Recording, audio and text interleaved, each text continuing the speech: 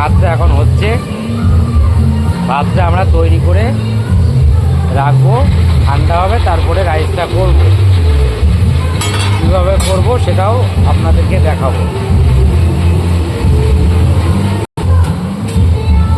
এই যে সেই মশলাটা আছে, 250 লোকের আয়োজন। আজকে একটা অন্নপ্রাশনের কাজে এসেছি জিয়ালাতে।